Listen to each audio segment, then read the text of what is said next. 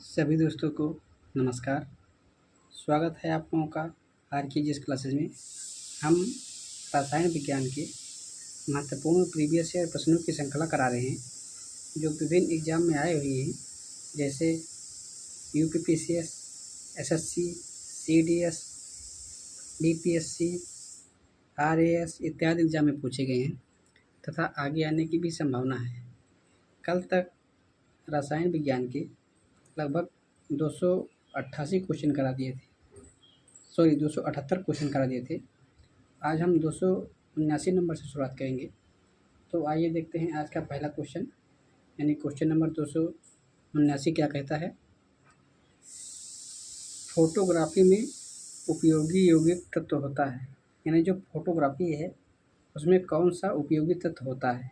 पहला है silver nitrate, B है सिल्वर ब्रोमाइड, सी है सल्फ्यूरिक अम्ल, डी है साइट्रिक अम्ल। ये यूपीपीसीएस 1992 में पूछा गया क्वेश्चन है। तो क्वेश्चन नंबर 279 का जो राइट आंसर हो जाएगा वो हो जाएगा सिल्वर ब्रोमाइड, यानी जो फोटोग्राफी में उपयोगी तत्व होता है वो सिल्वर ब्रोमाइड का प्रयोग किया जाता है। तो 279 का जो राइट आंसर होगा वो हो जाएगा आंसर नंबर बी। आइए देखते हैं क्वेश्चन नंबर 280।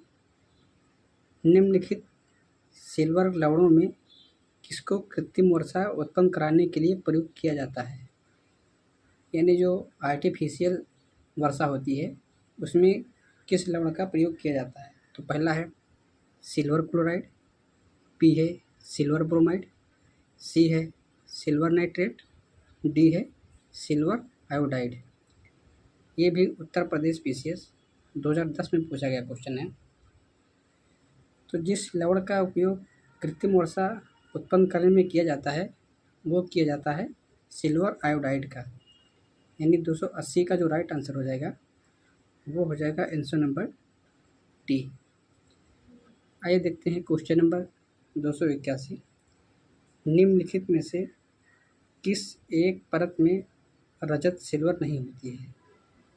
पहला है हार्न सिल्वर, बी है जर्मन सिल्वर, सी है रूबी सिल्वर, डी है लोनर कास्टिक। तो इन चारों ऑप्शन में जिनमें एक रजत परत नहीं होती है वो होती है जर्मन सिल्वर में, यानी 281 का जो राइट आंसर हो जाएगा वो हो जाएगा जर्मन सिल्वर, यानी इसमें सिल्वर की परत नहीं चढ़ाई जाती बल्कि जितने भी हैं हार्न सिल्वर, रूबी सिल्वर और लूनर कास्टिक, इन तीनों में रजत की परत होती है। तो 281 का जो राइट आंसर हो जाएगा वो हो जाएगा आंसर नंबर बी। आइए देखते हैं क्वेश्चन नंबर 282। निम्नलिखित में से कौन सा तत्व जर्मन सिल्वर में उपस्थित नहीं होता है। ये आरटीएस 2007 और एसएससी 2008 में पूछा गया क्वेश्चन है। तो पहला ऑप्शन है तांबा, बी ऑप्शन है एल्युमिनियम, सी ऑप्शन है जस्ता और डी ऑप्शन है निकेल। तो 282 का जो राइट आंसर हो जाएगा वो हो जाएगा एल्युमिनियम, यानी जो एल्युमिनियम है इनमें जर्मन सिल्वर उपस्थित नहीं होता है। तो 282 का जो राइट आंसर होगा वो हो जाएगा आंसर नंबर बी। बाकी तांबा, जस्ता और निकेल जो हैं इनमें जर्मन सिल्वर उपस्थित होता है। आइए देखते हैं क्वेश्चन नंबर 283।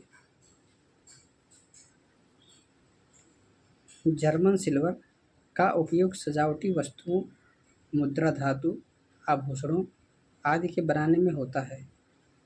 इसको यह नाम देने का कारण क्या है, यानी जो जर्मन सिल्वर है इसे सजावटी वस्तुओं, मुद्रा धातु और आभूषण बनाने या और विभिन्न कार्यों में किया जाता है। तो इसको जो जर्मन सिल्वर नाम दिया गया है ये क्यों दिया गया है। तो पहला ऑप्शन है यह ताम्र की मिश्र धातु है और इसमें चांदी एक घटक के रूप में होती है। दूसरा है चांदी का उपयोग सर्वप्रथम जर्मनों ने किया था। सी है यह देखने में चांदी जैसी होती है। डी है यह चांदी की मिश्र धातु है। ये भी सीडीएस 2016 में पूछा गया क्वेश्चन है। तो 283 का जो राइट आंसर है वो हो जाएगा, ये देखने में चांदी जैसी प्रतीत होती है, इसीलिए जर्मन सिल्वर को जर्मन नाम दिया गया है।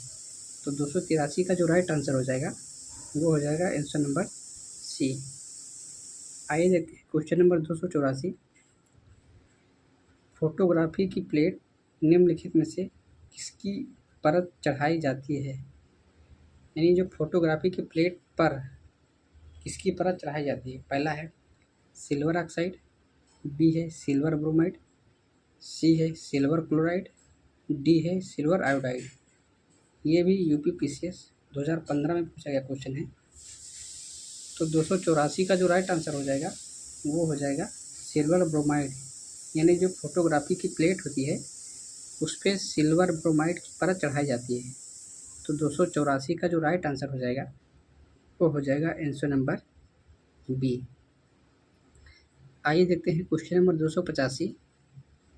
निम्नलिखित धातुओं में से कौन सा फोटो फिल्मों में इस्तेमाल किया जाता है?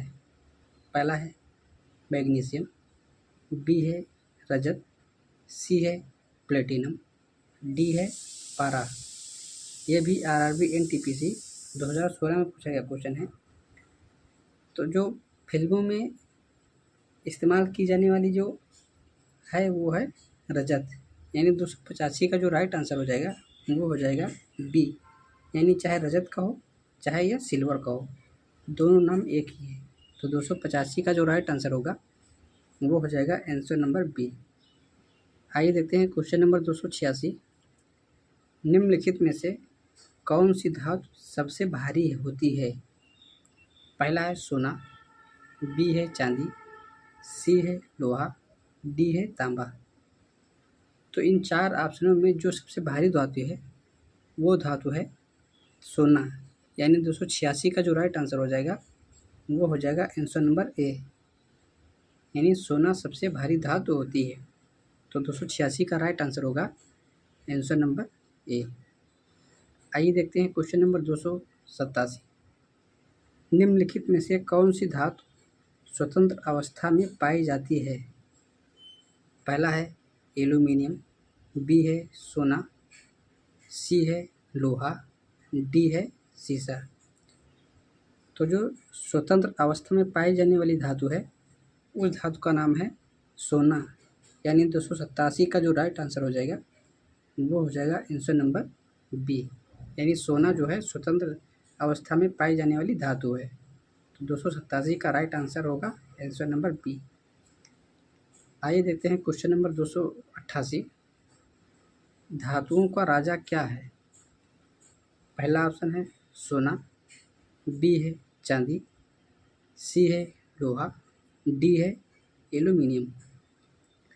ये भी एसएससी 2015 में पूछा गया क्वेश्चन है। तो जो धातुओं का राजा कहलाता है वो कहलाता है सोना। यानी सोना को धातुओं का राजा कहते हैं। तो 288 का जो राइट आंसर हो जाएगा वो हो जाएगा आंसर नंबर ए। आइए देखते हैं क्वेश्चन नंबर 289। सोने को घोला जा सकता है। पहला है सल्फ्यूरिक एसिड, बी है नाइट्रिक एसिड। यानी सल्फ्यूरिक एसिड माने H2SO4। इसका जो सूत्र है रासायनिक वो है H2SO4। नाइट्रिक एसिड यानी HNO3 नाइट्रिक अम्ल या नाइट्रिक एसिड। सी है 3 भाग हाइड्रोक्लोरिक एसिड यानी HCl और 1 भाग नाइट्रिक अम्ल यानी HNO3। तो हाइड्रोक्लोरिक एसिड का जो सूत्र है वो है HCl, वो है नाइट्रिक है वो है HNO3। तो कह रहा है कि 3 भाग HCl का होना चाहिए और 1 भाग नाइट्रिक अम्ल का होना चाहिए। डी कह रहा है हाइड्रोक्लोरिक एसिड। यानी वो कह रहा है सिर्फ HCl, जो खाली HCl बता रहा है ये केवल। तो 289 का जो राइट आंसर हो जाएगा वो हो जाएगा सी। यानी इसमें सोने को खोला जा सकता है जिस उसमें होना चाहिए 3:1 अनुपात। यानी HCl अनुपात HNO3 जो है होना चाहिए 3:1। यानी टोटल 4 है तो 3 हाइड्रोक्लोरिक एसिड होगा HCl और एक होगा HNO3 यानी नाइट्रिक एसिड, तब जाके सोने को घोला जा सकता है। तो 289 का जो राइट आंसर हो जाएगा वो हो जाएगा आंसर नंबर सी। आइए देखते हैं क्वेश्चन नंबर 290।